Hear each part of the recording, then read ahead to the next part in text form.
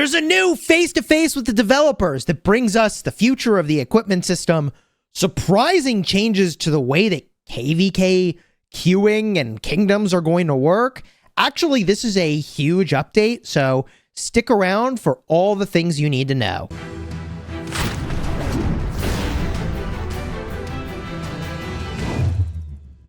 Hello, my friends, and welcome back. I'm Chisgule Gaming, and as you may recall, I was in a small council of players that got to help advise the developers on both the way that KvK queues might work in the future and like the sorts of KvKs players really want to play, and also about the equipment system and what should the equipment system ultimately look like moving forward, especially when compared to what the developers had sort of presented the first time around, which would invalidate all our investments and make us throw away many thousands of dollars worth of materials and iconic crystals, etc. So this is a really important update. That's what I'm trying to say. Let's see what the developers say. Step 1, or Q1. My kingdom's power is too high, making it hard for us to get matched with an opponent for KvK. I have had this problem. It basically killed the kingdom I was in. Every time matchmaking starts, we have to disband our units en masse to lower our power and clear out inactive accounts. Isn't that so dysfunctional? Isn't that complete nonsense that, like, we need to zero the inactive players / deadweight so that we don't get punished for the deadweight? It's a very, very broken loop and it's the core gameplay loop of Rise of Kingdoms, right? Clear your deadweight or die as a kingdom. These are your choices. It's one or the other. People always find that contentious, but it isn't. It's actually just straight up facts. You either do this, delete your siege, kill the, deadweight of your kingdom, or you lose. Pick which one you want to do. So even when we do find a matchup, our opponents sometimes try to avoid fighting us if they aren't powerful enough. Yes, this also is a reason that a kingdom I was in died. Absolutely, this is a thing. People go into KvK and they're like, nope, not going to fight. This has made the Lost Kingdom unbearable. Okay, unbearable, I suppose, depending on your context, is actually fair. It's actually kind of fair, depending on your context. So our development team has been talking about this issue for some time now. We've also discussed our preliminary adjustment plan with player representatives. Oh, as I was saying, I was in that meeting. From the KvK matchmaking roundtable and the subsequent discussions in the community, we've received and looked through a ton of suggestions from you regarding our adjustment plan. As a result, we've made changes to the plan with an emphasis on introducing quota limits, or multi-queue KvK. Now, multi-queue KvK is a complete surprise to me. I don't know where this came from. This is the first I'm seeing of multi-queue KvK. And this doesn't make any sense to me, actually, at all. But let's read this and walk through it here. So during the KvK registration phase, kingdoms in the matchmaking pool will be divided based on whether or not they have at least 800 active governors with a level 25 or above city hall. Kingdoms with fewer than 800 will be normal kingdoms, and kingdoms with more than 800 will be multi-queue kingdoms. This just feels like really unnecessary complexity to me, but let's keep going. Multi-queue kingdoms will be divided into multiple queues, which can each take part in KvK as separate entities. You know, my perspective here is that it's one kingdom. They go together wherever they're going. And, I don't know, over 800 governors, like the kingdom's just too big. This is why we have laggy KvKs, right? Like the kingdom's too big. So the kingdom's king must appoint governors to manage each KvK queue. Oh my God. And assist them in deciding the final rosters, including participants. So now a kingdom that's big enough can split into 2 KvK groups. I don't know why you wouldn't just go to 2 kingdoms. I actually don't know why you wouldn't just go to 2 kingdoms. Like anytime you would have 2 KvK groups, like I don't know why you wouldn't just go to another kingdom. I guess you could do this to have your Ark of Osiris League team avoid queuing for KvK during League so that participating in KvK is not a conflict, maybe? That's like the only upside I can think of this. Other than just like, shouldn't you just go to another kingdom, right?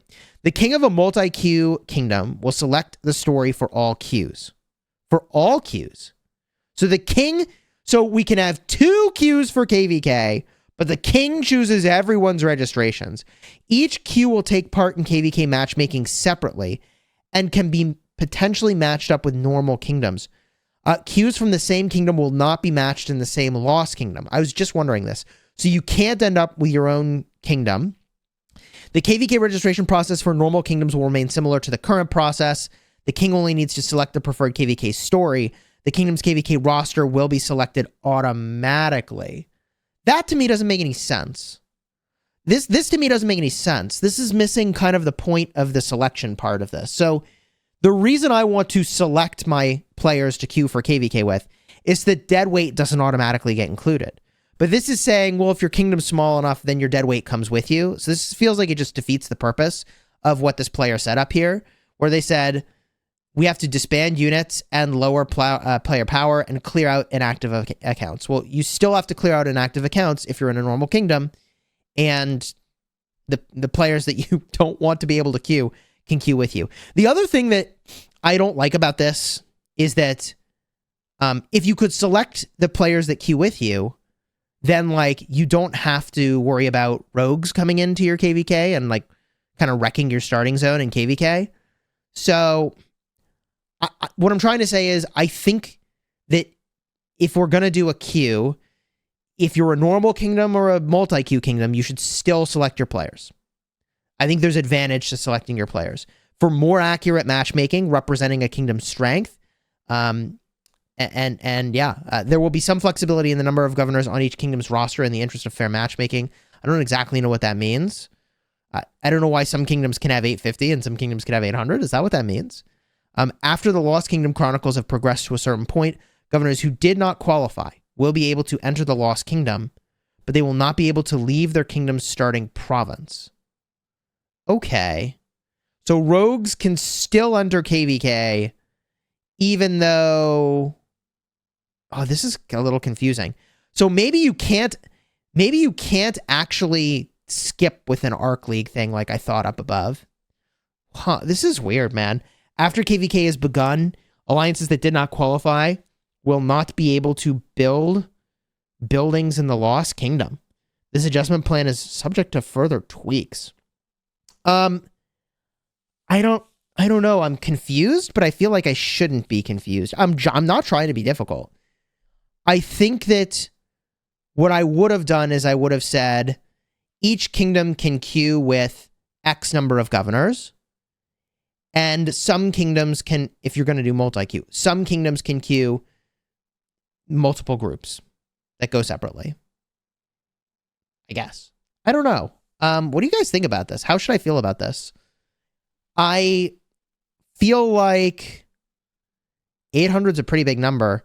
Does this impact either of my kingdoms? Like, I don't think so. I mean, we're going to queue. We probably qualify as normal kingdoms. Maybe we qualify as advanced kingdoms. Depends on how many high-level farms there are, I guess. I don't know. Let's go to the next one here. What kind of adjustments can we expect for equipment?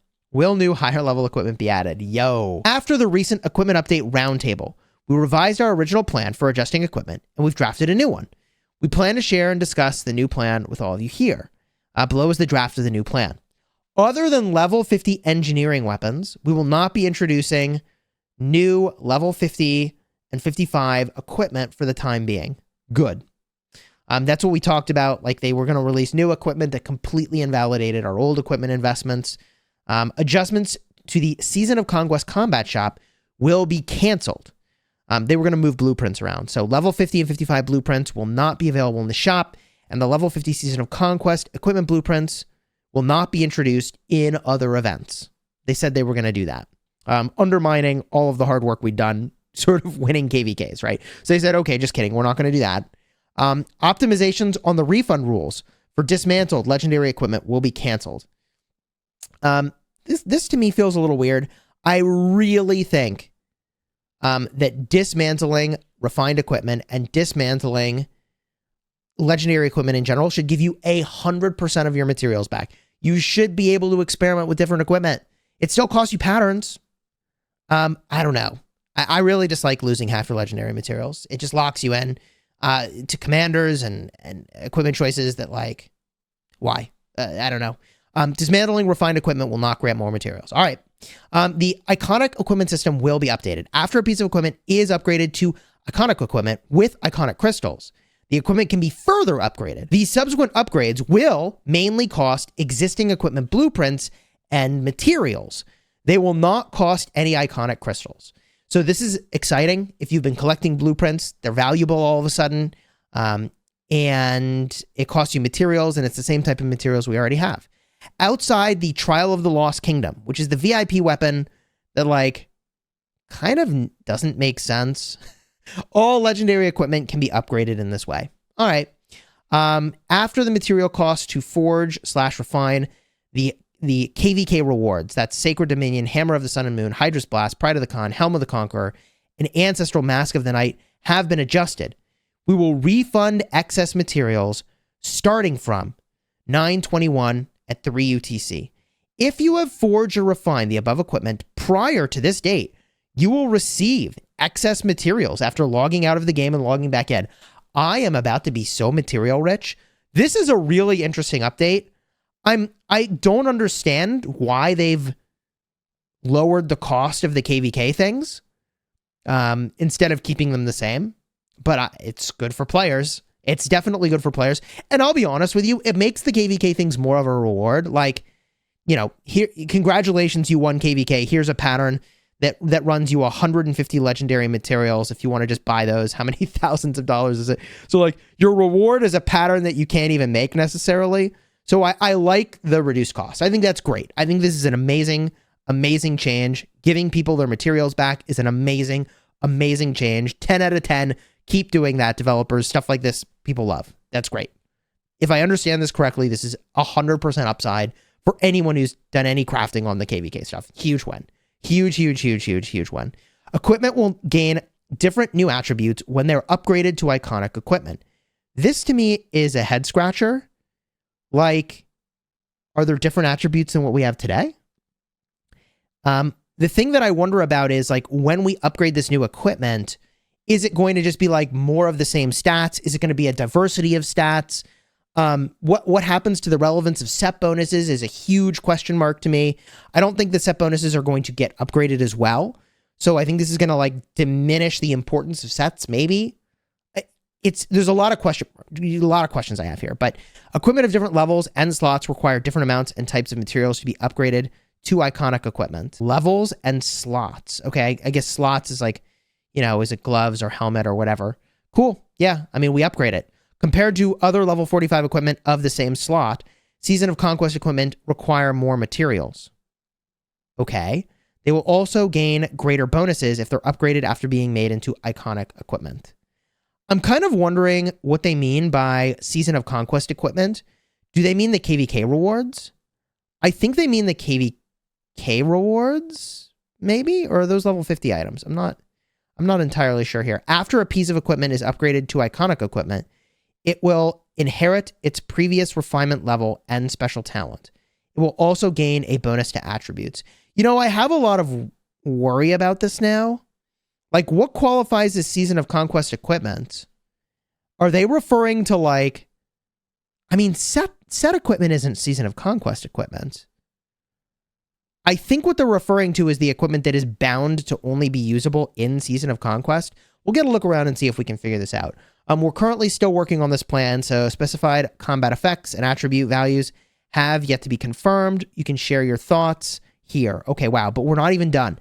What is Smite damage? The newly added Smite damage is affected by buffs and debuffs to normal attack rather than skill damage. We've covered this a ton on the channel. That also means it won't trigger skill effects that are triggered by taking or dealing skill damage. This is such a big deal. This is true damage. Welcome to the new meta that is going to absolutely decimate the old meta. It's going to dominate the old meta, I think. Why introduce Smite damage instead of enhancing normal attacks? With the addition of new commanders and updates to old commanders, the damage factor of damage dealing skills has steadily climbed upwards. This has made skill damage and skill damage related buffs increasingly important as a means of determining a commander's overall strength. We wanted to introduce a new concept to open up new strategic avenues for you to experiment with. Commanders that rely on normal attack buffs to deal damage, such as Attila, previously lacked means of dealing burst damage, like skill damage. Further enhancing normal attack buffs was not enough to solve this problem.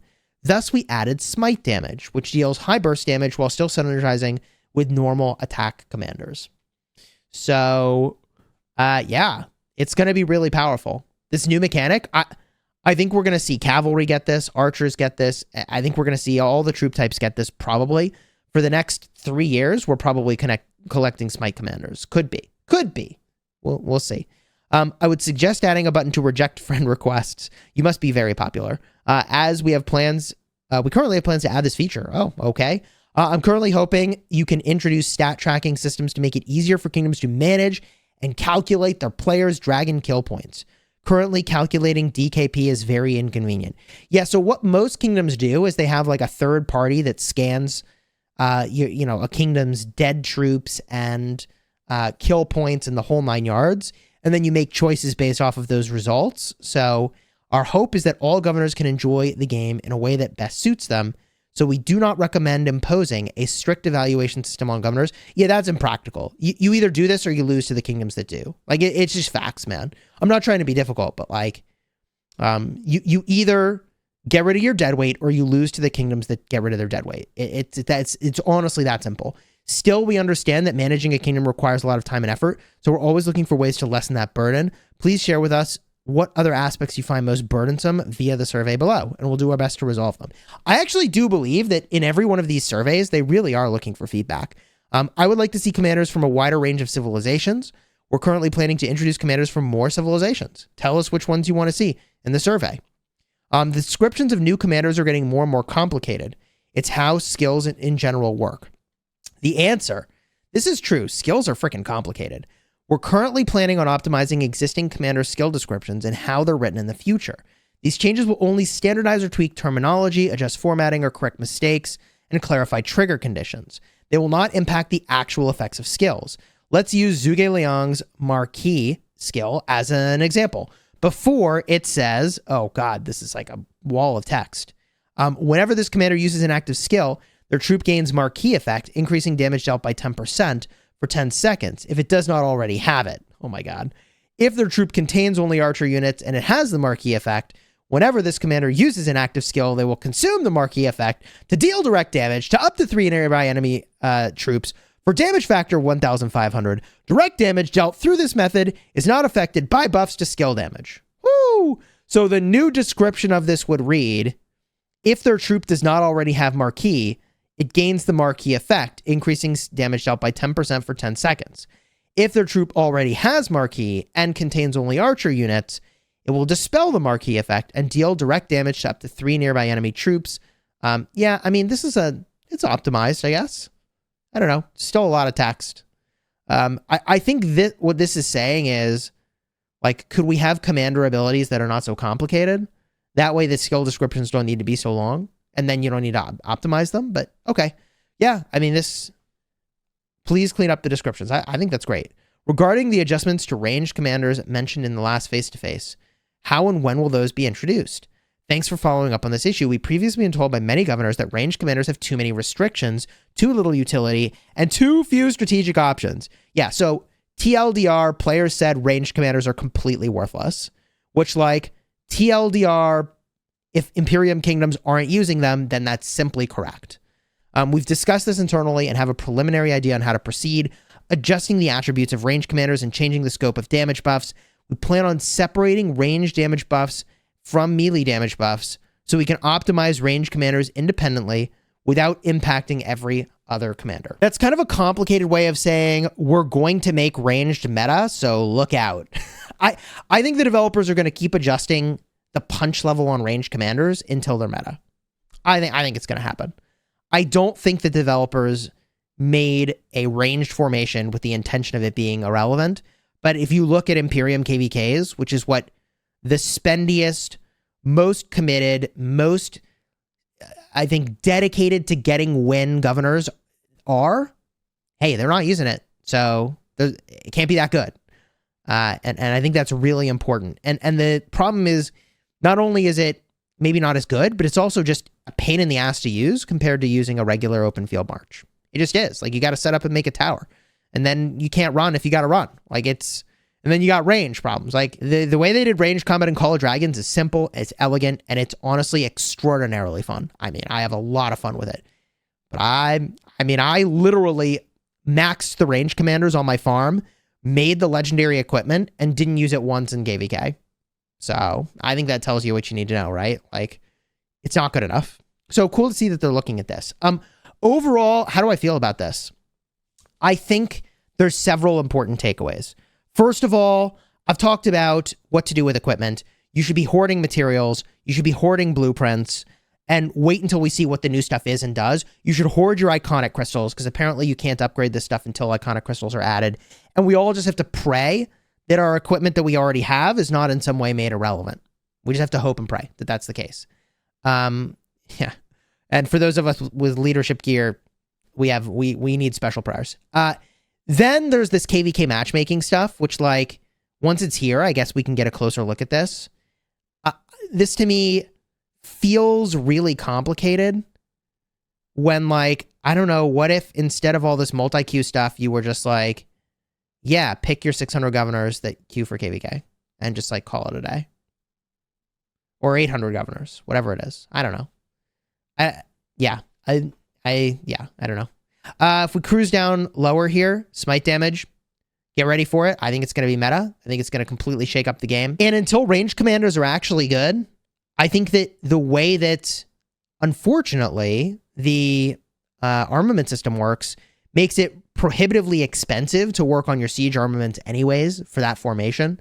So I think until ranged combat is just stupid good, it's just too expensive to invest in those marches for now. We'll see. If you enjoyed the vid, throw a like on here, consider subscribing. I'll definitely give you updates as this goes. If you want to see when I shared the developers' plans about like, hey, we just had this meeting about updating equipment, and they were awesome enough to let me share what we talked about, card will be in the end screen for that. And also, if you're looking for more information about just like smite damage and why I think this is just going to break the game in half, card will be in the end screen in just a second.